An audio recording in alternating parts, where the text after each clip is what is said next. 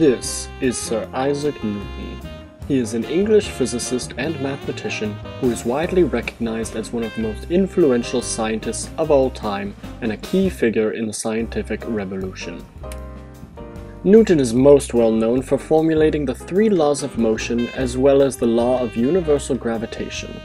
He also formulated an empirical law of cooling, studied the speed of sound, and introduced the notion of a Newtonian fluid, so he's kind of a big deal.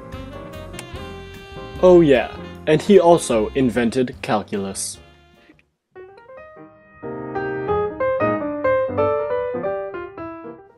This is Gottfried Wilhelm von Leibniz. He is a German mathematician and philosopher. He is known for his law of continuity and his transcendental law of homogeneity.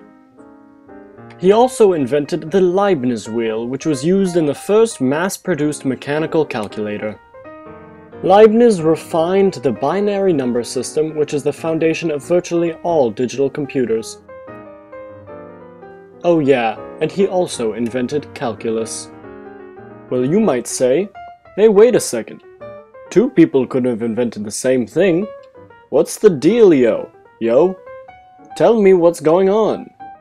Well, to that I say, you're wrong. You see, this is a story much more complicated than it seems on the surface. This is a story of love, of hate, of two men's struggle to compete with themselves. It's the story of one man and another man.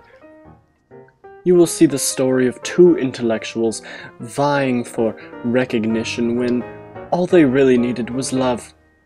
This is a story you can tell to your children, your grandchildren. It is the story that will make you laugh. It will make you cry. It will make you fall in love all over again.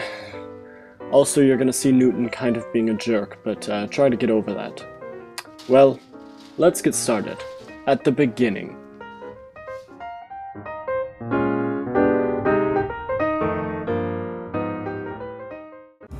The ancient period introduced many of the ideas that led to integral calculus.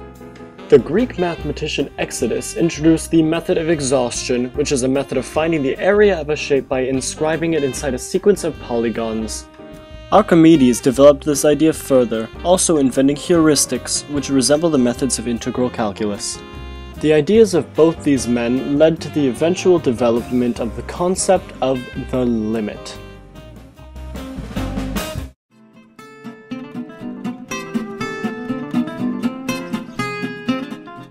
In the medieval era, Greek trigonometry was brought to India. This trigonometry used the chord, which is a line segment whose endpoints both lie on the circle. It was there that the sine, cosine, and tangent were conceived.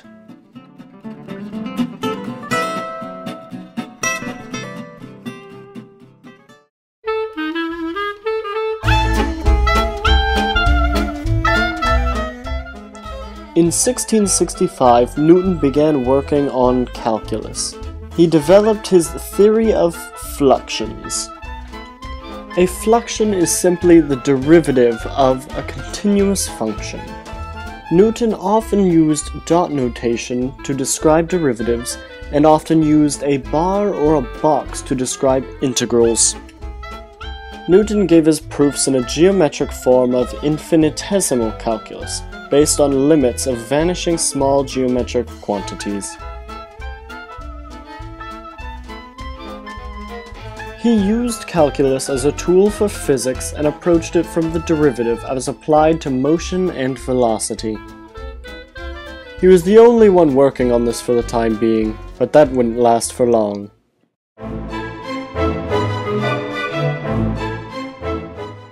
In 1673, Leibniz began working on his own version of calculus. He took a geometric approach, basing his work on the work of Descartes and Pascal. In contrast to Isaac Newton, Leibniz approached calculus from the integral. He invented the notation of using dy over dx to describe derivatives. He also invented the notation of using an elongated s to describe an integral. The s indicates the sum of infinitely many infinitesimal quantities for each infinitesimal increment. It should be noted that the Leibniz notation is the notation that we use today.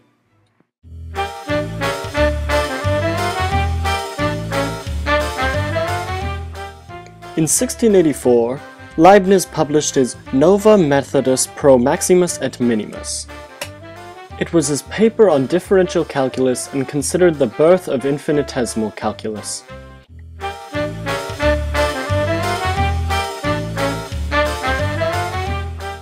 In 1686, Leibniz published his Generales Inquisitiones de Analysae Notionum et Veritatem, or something like that. It was his paper describing integral calculus.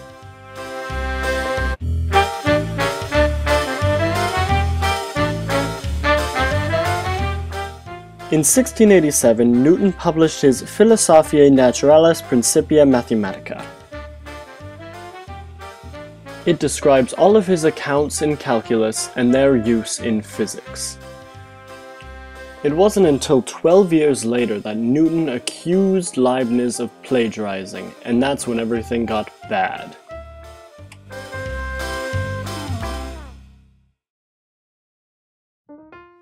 Let's recap. So in 1665, Newton began working on calculus, approaching from the derivative side on his own.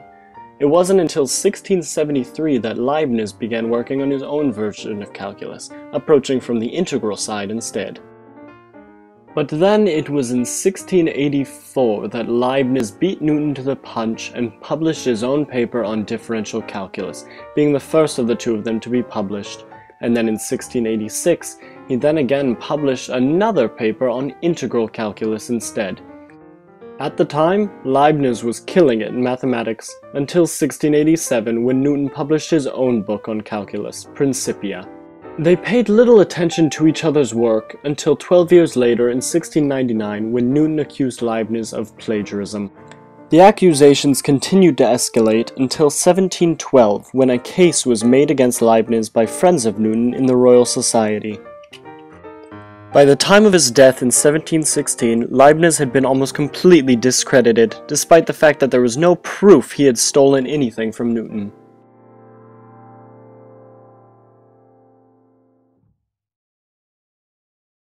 After the release of Leibniz's private papers, the evidence shows he arrived at calculus through a path completely independent of Newton. Most people to this day credit modern calculus as being a product of both Newton and Leibniz. So there you have it. There's the story of the two men that forever changed mathematics and calculus. You could argue which one you believe did more for calculus, or whether they may have seen each other's papers at some point, but it all comes down to the fact of this. Calculus wouldn't be how it is today without the work of these two men.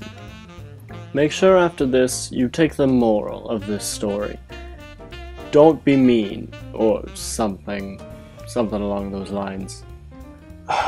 Not really sure how that relates to calculus, but pretty sure it relates to something, so take that as you will. Good day.